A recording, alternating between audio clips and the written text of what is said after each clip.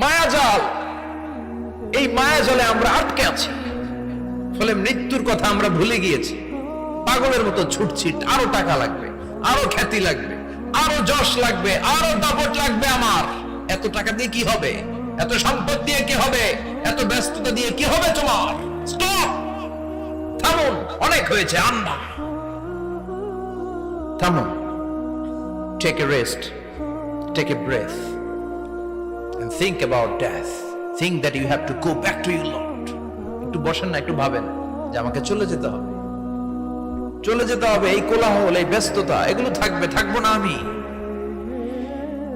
সাইয়েদনা ওমর ফারুক বলেছেন, মুতু ক্বাবলা আন তামুতু, মরার আগে একবার মরো।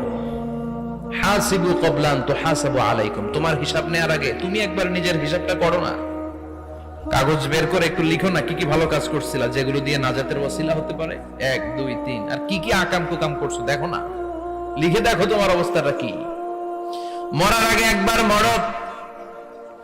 মরার আগে খাটের মধ্যে শুয়ে শটান করে চোখ বন্ধ করে একবার মরার ভান করে দেখেন কেমন লাগে। চোখটা বন্ধ করেন আর ভাবেন আপনি নাই, কি কি হতে পারে ভাবেন। আপনার ছেলে মেয়েরা কান্না জুড়ে দিবে, আপনার প্রাণের স্ত্রী বিলাপ শুরু করে দিবে, বন্ধু বান্ধবের চিৎকার আর মাতম, স্থানীয় এলাকার মসজিদে ঘোষণা, অমুক এলাকার নিবাসী অমুক ভাই, অমুকের ছেলে অমুক দুনিয়ায় নাই। সব আত্মীয়রা চলে আসবে, ফেসবুকে স্ট্যাটাস দেয়া হবে, সবাই সবাইকে জানাবে বিকাল 4টায় অমুক হাই স্কুল ময়দানে আপনার জানাজা। ছুটে আসবে, সবাই ছুটে আসবে আপনাকে শেষ বিদায় দিতে, গুড বাই জানানোর জন্য, আল ওয়াদা, বিদায় জানাতে আসবে সবাই। 4 তাকবীর দিয়ে আপনার জানাজা হবে, অশ্রুসিক্ত জানাজায় আপনার বিদায় হবে। কাঠের খাটিয়ার মধ্যে করে কাঁধে তুলে আপনার কবরে নেওয়া হবে। আগে থেকে খুঁড়ে রাখা কবরটার মধ্যে আপনারে বিছিয়ে দেয়া হবে।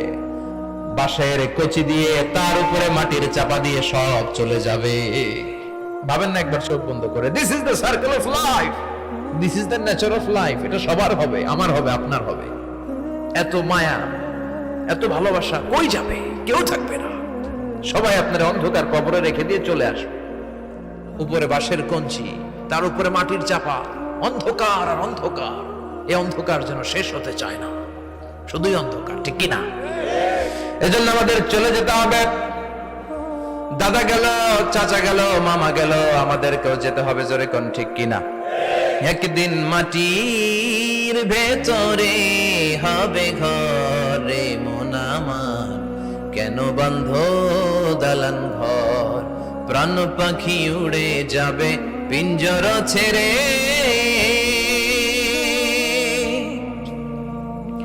ধরা ধামে সবই রবে, তুমি যাবে চলে।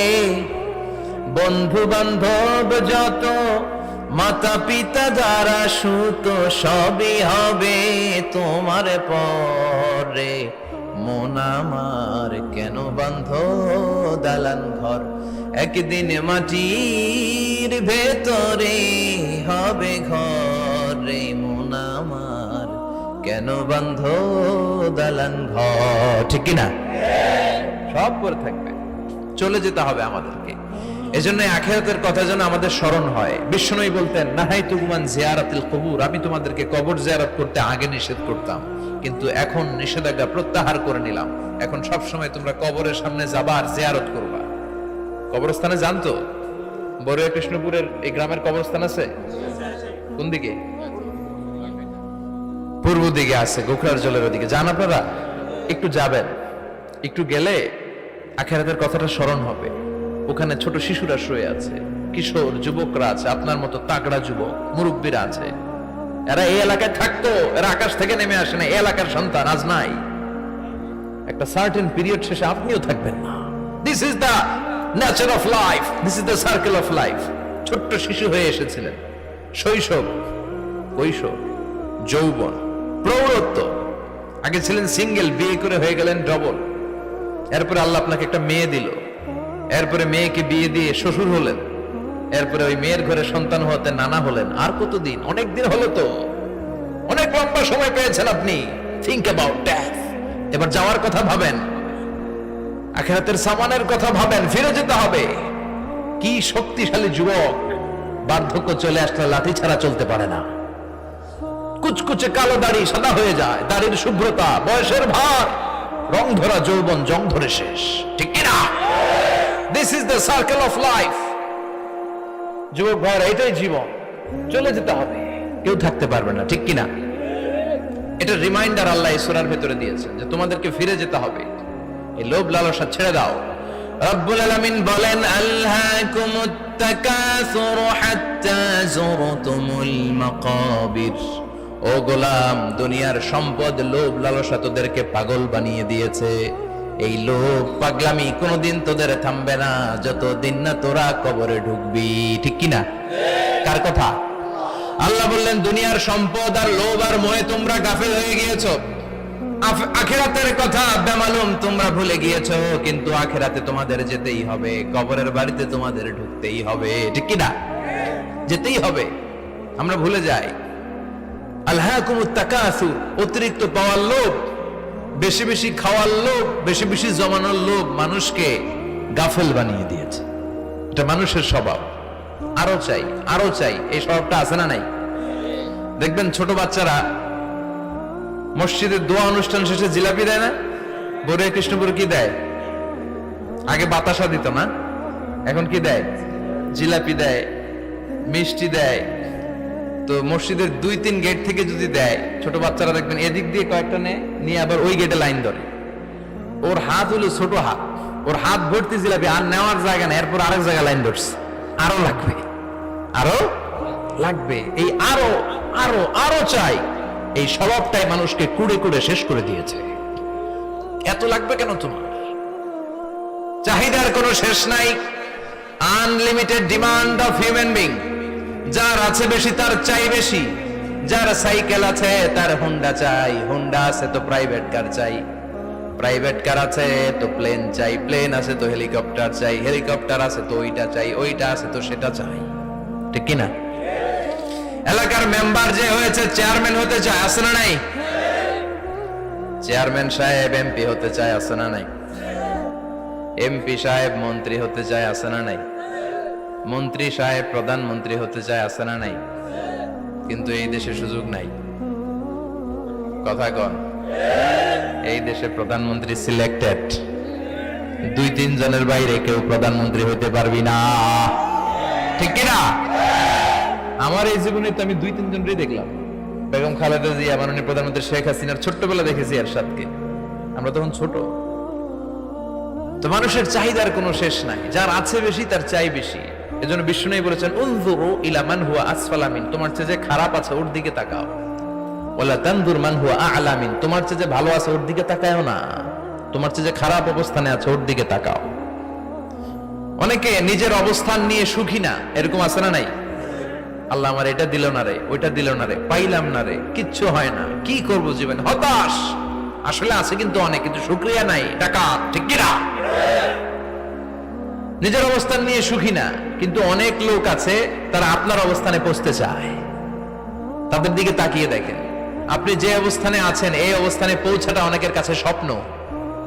তারা প্রতিনিয়ত সংগ্রাম আর স্ট্রাগল করে যাচ্ছে আপনার অবস্থানে পৌঁছতে, আর আপনি এটা নিয়ে সন্তুষ্ট না। শেখ সাদির নাম শুনেছেন?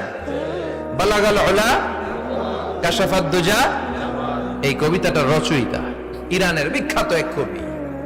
উনি একবার আর্থিক সমস্যার মধ্যে দিয়ে সময় কাটাচ্ছেন, টাকা নাই, পয়সা নাই, পায়ে দেওয়ার মতো জুতা নাই।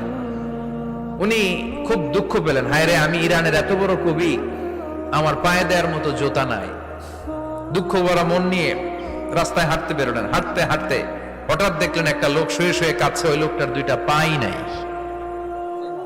পাই নাই। উনি সেজদায় পড়ে গেলেন, আল্লাহর কাছে ক্ষমা চাইলেন, আল্লাহ অনেক দিয়েছো, শুকর আলহামদুলিল্লাহ। এজন্য যেই পরিস্থিতিতেই থাকি না কেন আমরা কি পড়বো? জোরে বলেন, কি পড়বো? এজন্য কানাতু মিনাল ইসলাম, অল্পে তুষ্ট থাকার নাম হলো ইসলাম। সম্পদ লাগবে কিন্তু সম্পদের পাহাড় লাগবে না, ঠিক কিনা? অল্প খান, অল্প পড়েন, অল্প জামান, অল্পের ভেতরে বরকত ঢুকাইয়া দিছে কে? দেখবেন যাদের সম্পদ অল্প তারা সুখী বেশি। জরিপে এটা দেখা গিয়েছে, অনেক সার্ভেতে এটা এসেছে, যারা সম্পদশালী এরা দুঃখী বেশি, এদের দুঃখ বেশি, টেনশন বেশি, খুব স্বাভাবিক। টাকা যার বেশি, রোগ তার বেশি। টাকা যার বেশি, টেনশন তার বেশি। টাকা যার বেশি, ঘরে শান্তি তার কম। আছে না নাই? ঘরের ভিতরে অশান্তি, ছেলে কথা শোনে না, ছেলে টানে গাঞ্জা, মেয়ে করে পরকিয়া। আছে না নাই? স্ত্রী কথা শুনে না, ভালোবাসা নাই, ঘরটা জাহান্নামের টুকরা। রোগ বালাই, এক একটা হসপিটাল বিল পরিশোধ করতে মাসে 5 লাখ 10 লাখ। আছে না নাই? কিছু খেতে পারে না, ডাক্তার একেবারে ডায়েট মেনু বেঁধে দিয়েছে। Diet, very diet menu. এটা এটা এটা এটা কিছুই খাবেন না, শুধু গরু খাবেন না, খাসি খাবেন না, চিংড়ি খাবেন না, খালি ঘাস খাবেন। ইচ্ছে মতো ঘাস খাবেন, মানে ঘাস জাতীয় যত আইটেম আছে সব খাবেন। শাক খাবেন, সবজি খাবেন, সালাদ খাবেন। গরু, চিংড়ি, মুরগি, গোশত, ইলিশ কিছু খেতে পারে না। তাহলে রোগ বেশি, খাওয়ার মজা নাই, ঘরে সাংসারিক শান্তি নাই, খালি ব্যারাম আর ব্যারাম। ঠিক কিনা? কিন্তু সম্পদের পাহাড় ঘটেছে। আর অল্প যারা খায়, অল্প পড়ে, রিক্সাওয়ালা, কুলিওয়ালা, অল্প বেতনের চাকরি, কিন্তু হক হালালি মেনে চলে, দেখবেন শান্তি আছে অনেক। হ্যাঁ, বাসা ভাড়া দেয়, ফ্যামিলি চালায়, বাচ্চাদের স্কুল বিল, এরপরও মাস শেষে 1-2 হাজার টাকা হাতে থেকে যায়। আর ওর প্রতি মাসে 10 কোটি টাকা ইনকাম, তারপরও ব্যাংকের ঋণ আছে না নাই? সুখ কারে বলে? কিভাবে আপনি সুখকে ডিফাইন করবেন? সুখ তো টাকায় কিনা যায় না। শান্তি টাকা দিয়ে হয় না, শান্তি দেওয়ার মালিক কে? শান্তি আছে অল্প খেয়ে শুকর করার মধ্যে, শান্তি আছে আলহামদুলিল্লাহর মধ্যে। চিল্লায় বলেন ঠিক কিনা? এজন্য অল্প খাবো, অল্প পড়বো, অল্প জামাবো। অল্পের ভেতরে বরকত দিয়েছে কে? দেখেন, ধনী ভাইরা খেতে পারে না, কিন্তু রিকশালার কি সমস্যা হয়? রিকশালারা সব খেতে পারে। কুলিওয়ালা, দিন মজুর, এরা একেবারে স্লিম, সুঠাম দেহি, মেদহীন পেট, পেটে কোনো মেদ নাই, ভুড়ি নাই। আর কোটিপতিদের মেদ আছে না?